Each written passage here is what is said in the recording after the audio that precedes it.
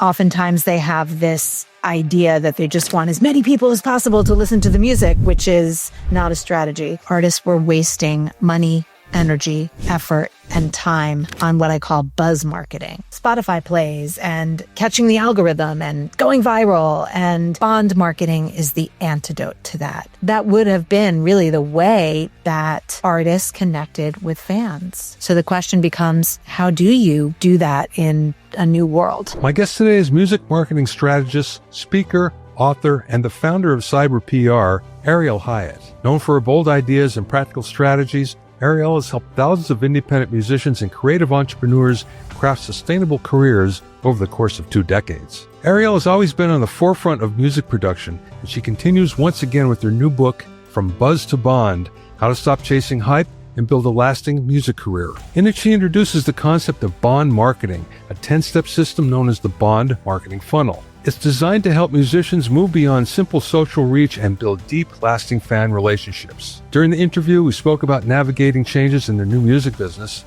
addressing artist burnout, exploring the bond marketing funnel, the importance of fan sanctuaries, and much more. I spoke to Ariel from home in New York City. What is bond marketing and your bond marketing funnel strategy? The bond marketing idea and the bond marketing funnel and strategy came from the fact that I spent 2024, I think it sounds dramatic to say in tears, but there were many days where I was wanting to cry. And I wanted to cry because when you sit at my desk, and what I do is I'm in service to independent musicians who are trying to make noise and break through, and oftentimes they have this idea that they just want as many people as possible to listen to the music, which is not a strategy. I just began to see that artists were wasting money, energy, effort, and time on what I call buzz marketing, which is Spotify plays and catching the algorithm and going viral and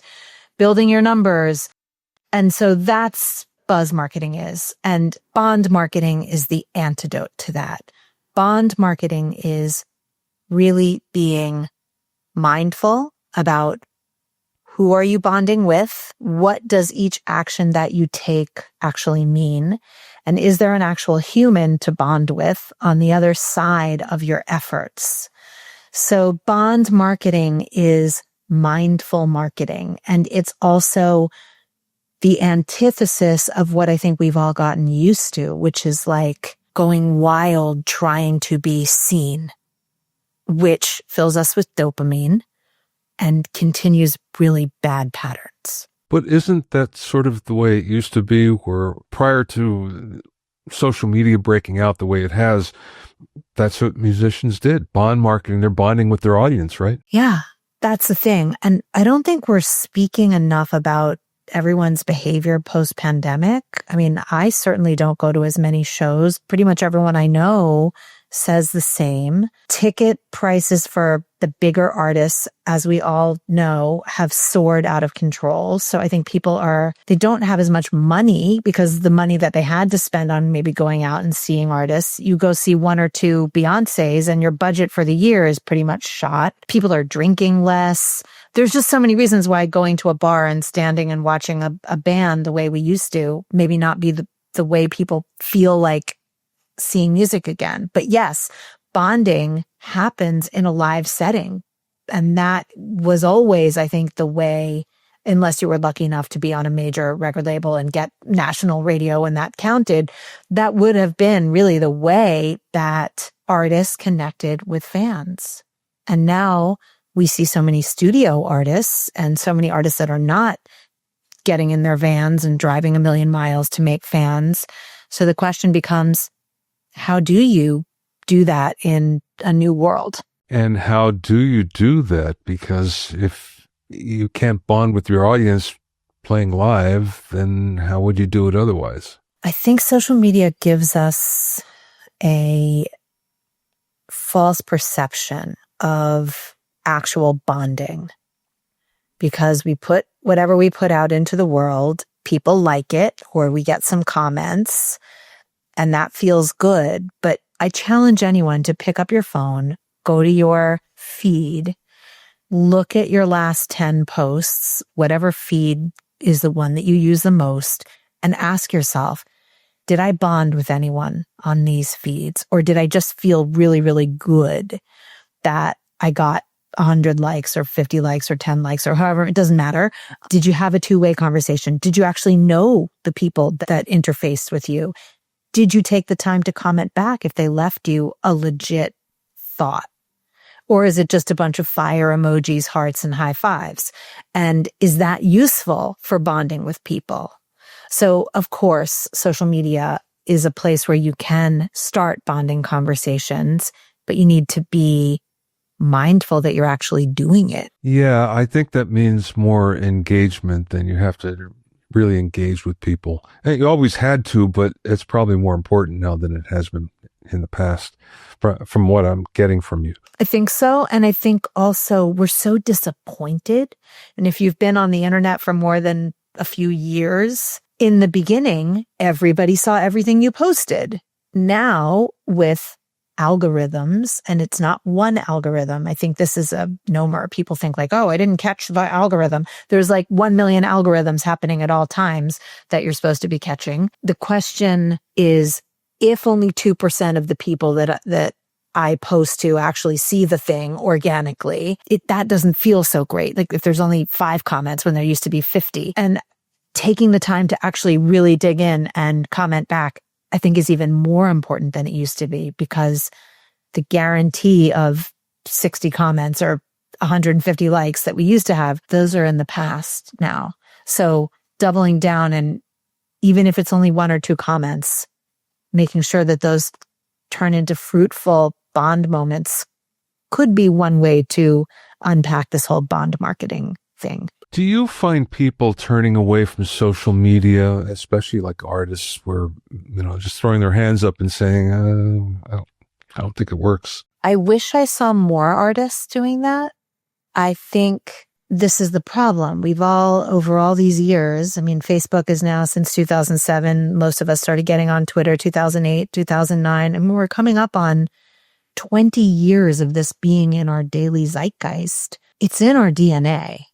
And just sort of throwing up your hands and going, okay, I've noticed a lot of artists obviously talk about the fact that they don't like doing it, that it makes them feel sad, or that they're just frustrated and they don't seem to understand how to catch traction. But I don't see that many artists fully throwing up their hands and walking away. Or if you did do that, what would be your alternative, and where would you double down? Where else would you go to get that kind of interaction?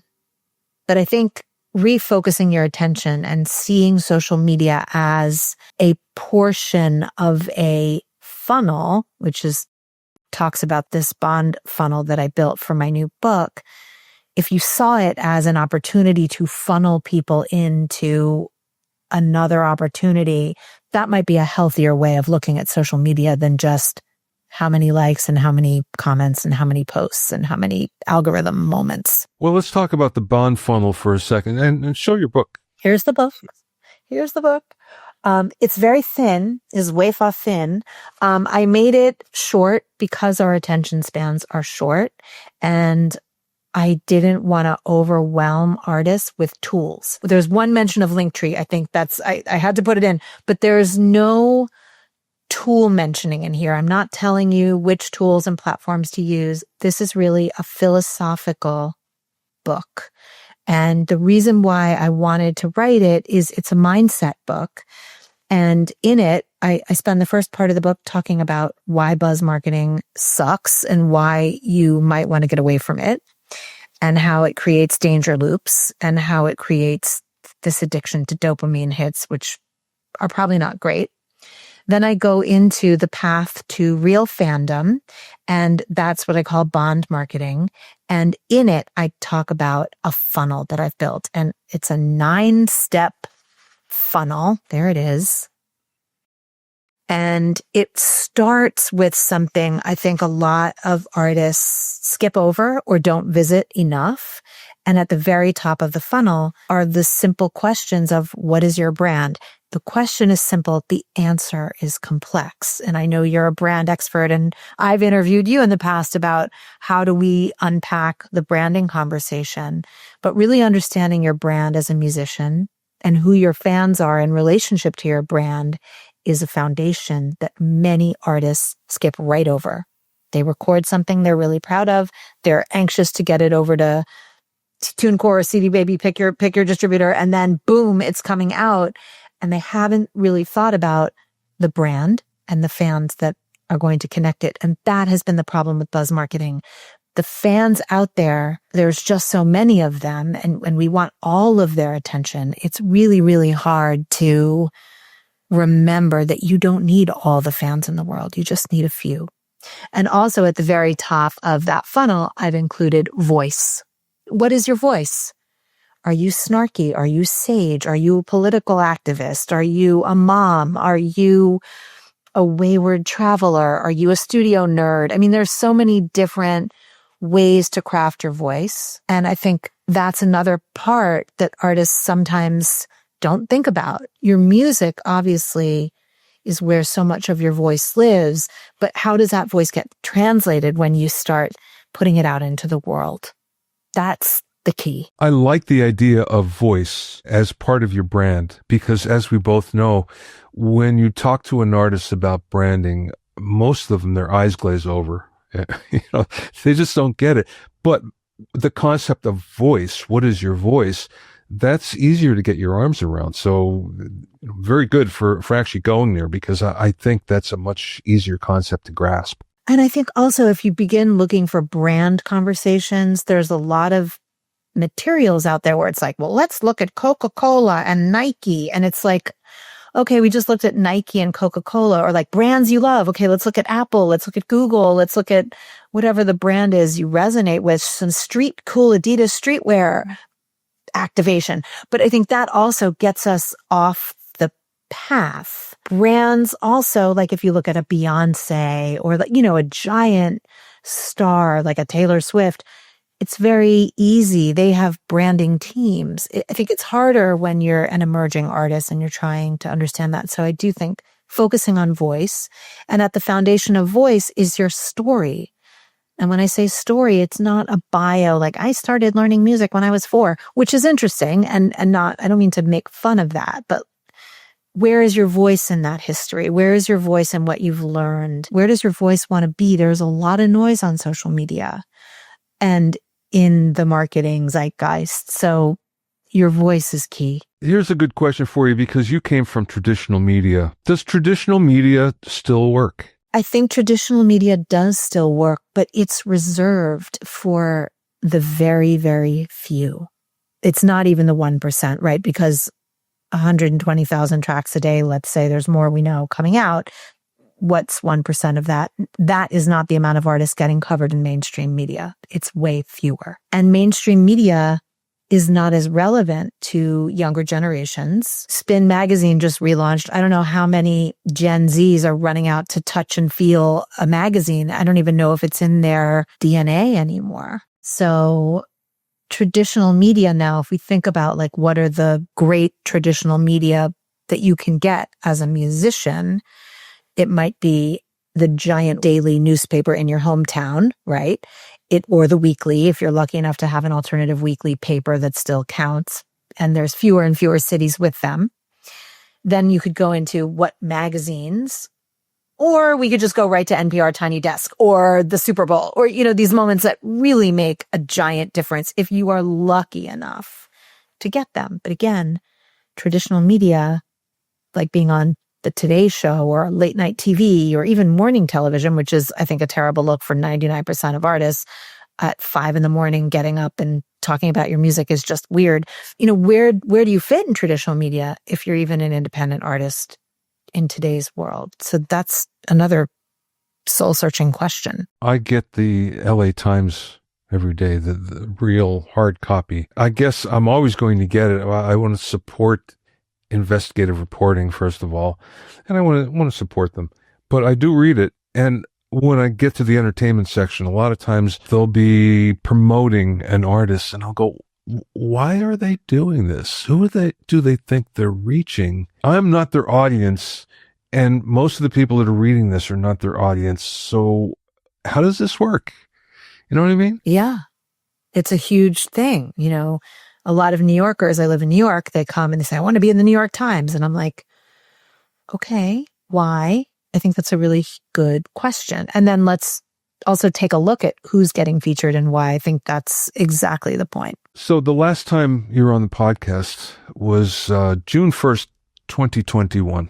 Wow. What has changed in terms of the clients that you have, the artists that you see? What has changed? The clients and artists that we have at CyberPR haven't really changed, which I like. I still serve the same types of artists, independent, self-releasing artists that are interested in getting serious about marketing, about PR, about really understanding the landscape as it pertains to them. I've always represented older artists that are maybe not so familiar with how tools work, especially new tools are coming at us really fast and furious. And many artists come to us because they just feel like they need thinking partners and help navigating. How do I do and use all these newer tools? Many artists come to us, parents of young artists. So they might have a teenager or a young 20-something interested in breaking through. And usually that artist is doing an excellent job on social media because it's sort of in their DNA to use it and they're good at that. And they've got a big community of friends following there, but they might be incredibly unsure about why do they need a website, or should we try an email list or a text message list, or how are we going to get our arms around those fans and not just have them living on Snapchat or TikTok or wherever the younger people are gathered as it pertains to that artist. And also, every single artist we work with, we go through this exercise of what is your brand? Who are your fans? What is your voice? What is your story? The clients have not changed, but the world has changed. So what we're working on changes constantly. And that is part of the secret of staying relevant in this world. Something that used to work maybe even 6 or 7 or 8 months ago on Meta might not be working anymore. So you always have to constantly look at what's working, throw out what isn't, and readjust. One of the things I've noticed, and I'm sure you have as well, is that many people who are users on whatever social platform, especially younger users, they're good at being users, but they're not particularly good at marketing, at using it for promotion. And that's the big problem because you have to approach it with some thought behind it. And that's where you come in. And you also have to be really careful. I mean, we try really hard at CyberPR not to make it feel like we're giving you medicine, because if it feels like you're swallowing castor oil, it's never going to feel good. And a lot of artists come to us already downtrodden. Like they don't feel like catching the TikTok algorithms and posting video content because it's not a comfortable medium for them, for example. And so we're not here to say like, you must be on short form video. If it's not your thing, don't do it. But you have to figure out what is your thing and do something. That's the work. And often clients come to us having already hired a not so good marketing company that doesn't have a lot of integrity. And maybe their stuff is now filled with bots. Maybe they've been added to some questionable playlists. Maybe they thought they were getting organic growth and they hired some social media marketing company that got them bots or gray area, or they're high on dopamine because they've spent a lot of money on YouTube or Google ads and they have a video with 1 million plays and they are so high on that, they're not actually reading the room. Out of those 1 million plays, are there any fans? Did anyone comment? Are there any subscribers? Did anyone actually take the time to find you on any other channels? These are all indicators that you bought into the dopamine buzz marketing buy. And now it's time to look at how do you add the bond elements to your marketing strategy. One of the things that has come to the fore over the last few years, and I think is very healthy, is artist burnout. And burnout, if you're halfway successful and you're traveling a lot, you're recording a lot, and it's just that constant, never stop life that you're leading. I know that. I've been through that myself, and that's real. But I think there's a lot of artists that before they get to that point, they're already burning out. And a lot of it has to do what they feel they need to do online. So that's a big part of their burnout. I don't want to speak for you, but it seems to me that would be the hard part where you have to say, well, wait a second, we could do this a little more efficiently than what you've been doing right now, because it seems so scattershot a lot of times with some artists. Just think about it. We're waterfalling, right? So every 3 to 6 weeks, you have to go put yourself through this torture of announcing the new thing. And then there's, just for the average artist, 6 or 7 platforms where you need to just make an announcement post. That's already a lot of work. But you need to change your website. And your Bands in Town is out of date. And and it just keeps going and going and going. And the burnout is real. There's not a lot of grace in having to do this every 3, 6, 9 weeks. It's less than 9. Every artist I know is somewhere between 4 and 6 weeks. Release, waterfall. And it's contributing to the burnout. And I think it also, when you say scattershot, that's the perfect word. It's making you do each platform in a mediocre way because you have to do them all. And that's a lot of doing. And putting the real thought behind it is the hard part, for sure. What's your favorite part of the book? I'm pretty proud of that funnel. It was interesting writing the book. Again, I wrote From Buzz to Bond as a reaction to all this stuff I was seeing. And it took me a long time to arrive at, okay, I can talk badly about all the reasons why I don't like the thing, but it was like getting to the solution of what is the thing I want to say about how do we all move forward. That took some doing. And I put a funnel in my very first book, Music Success in 9 Weeks, which was a very basic funnel about sales. And I remember showing that funnel when I was speaking or teaching artists, and it was like this moment of this visualization of this thing. And it was just a simple sales funnel. But it's fun to revisit the idea of a funnel and to revisit, how does it look when you're building a fan base? So I am pretty proud of that. And also, I want to say that even though this book is only, 66 pages long, 70, it's 80 pages, but a lot of the pages are just pictures. What I'm saying is simple, but the truth is doing marketing correctly and truly bonding with fans and getting into their worlds is not easy or simple. It's complex and takes doing, which is another reason why buzz marketing proliferates, because we can go on the internet and we can hire people to buzz market for us, and we don't have to do the work. And so it's hard to do the bond marketing. When I write a book, I'm always surprised at what I learn while I'm doing it. What did you learn in writing this? I got really present when I wrote this book to just how many people want to make music and how many people have this desire to be out in the world and how many chase hype. And that's not satisfying, I don't think, at the end of the day for most. I think I relearned this lesson over and over, that everybody has to be okay to stop when they feel fulfilled. No one says you have to be at the top of the Billboard chart. Nobody says you have to sell 1 million of anything. No one says you have to monetize every Spotify track. Like, that's you. There's a whole conversation of what they think equals success in music. But what I got present to when I was writing this is, even though there's 9 steps in the bond marketing funnel, I think if artists did 1 or 2 or 3 of them, they might walk away feeling satisfied. And you don't even need to do the whole thing to have a major shift in your relationship to what it is you're doing and why you're making your music. There was an post by Medea, and it was about how a generation of young men have decided not to go into music. Mostly because video games, for one, they find it more interesting. The other thing is that the odds are so long. Do you find that? I haven't found that. I haven't read that article, and I'd be really interested to see it.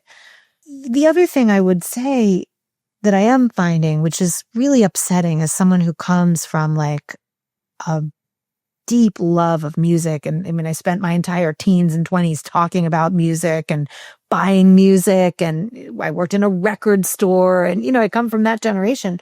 the fact that music now, and a lot of my older artists really suffer with this, where well, I only sold 20 records. I'm like, yes, nobody buys records. Like, this is a hard reality to swallow when you're used to the old paradigm. So I do find that really interesting that potential musicians now are going, well, I'd rather be in video game development.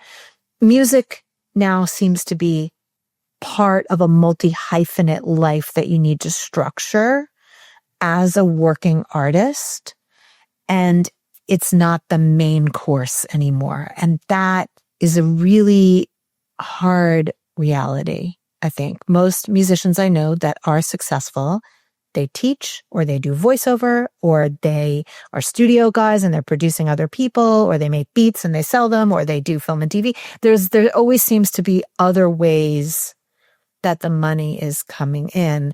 And I'm interestingly reading Ani DeFranco's, I'm a little late to the party, I'm reading her memoir right now. And even she, and this is the 90s, this is before the internet, talks about when she really started getting successful, it was when she introduced selling t-shirts.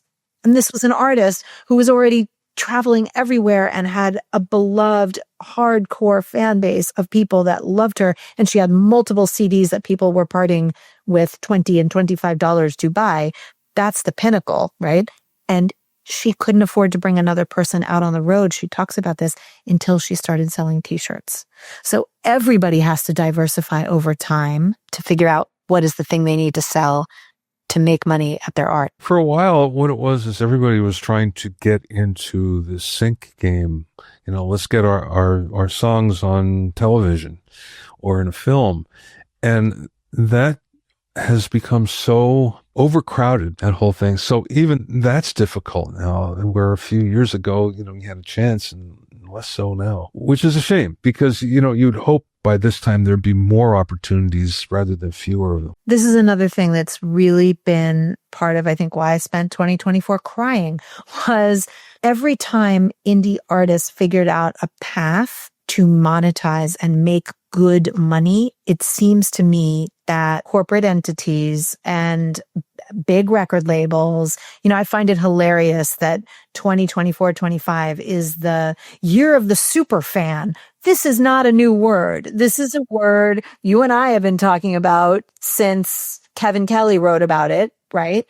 So that's what, 2008, 2009.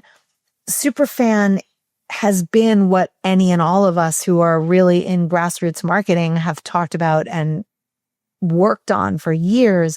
Now the major labels are catching on that if we can build legions of super fans around every single artist, well, you can see it's going to cannibalize it. And there's going to be all kinds of platforms and apps and things that are going to be trying to capture super fans. So anytime we find something that works, unfortunately, it seems to get commoditized pretty quickly, which pushes everyone down into exactly what you said. Film and TV used to be able to make $50,000 if you got a placement on a regular television show on a network. That was enough for an artist to live for a year. Now you're getting like 500, 600 if you're lucky. I don't want this to be negative. I don't either. All negative. There's plenty of that in the world. Let's go to something more positive. What do you find that's really working, that you find that your clients are getting some success with? Yeah. So there's something that I've talked about. It's in the bond marketing funnel. It's step 6. I call it fan sanctuaries. So a fan sanctuary is anywhere an artist can gather their fans that is not owned by Zuckerberg, Eck, ByteDance. You know where I'm going with this. It's a place where you get to be in control. It's a place where your fans get to speak to one another and you get to speak to them. And it doesn't matter if this is a text messaging group of 20 people or an email list. It should be a two-way thing. An email list can feel much more like a one-way communication, but a fan sanctuary, I think, is a place. When you make a crowdfunding campaign, you can take all the people that are in it and build a sanctuary around that. If you're a live performing artist, I mean, I love going to see artists that have legions of fans that adore them because we're in a fan sanctuary when we're in a venue. I've hugged so many strangers at shows because we just love that we're there together experiencing the thing. That's a fan sanctuary. So my question and my inquiry in this book for every artist is, what's your version of that? And how can you create that? Because that's what's going to make you feel safe. That's what's going to make your fans feel safe. And I think that's what's going to motivate you to want to continue to do this.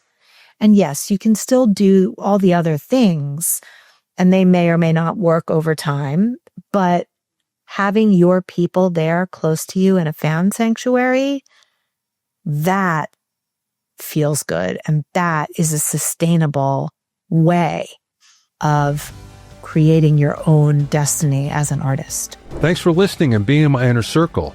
Remember, if you have any questions or comments, you can send them to questions@bobbyowsinski.com. You can also learn all about the latest in music, audio, and production news, and find out about openings for my latest online classes at bobbyowsinski.com.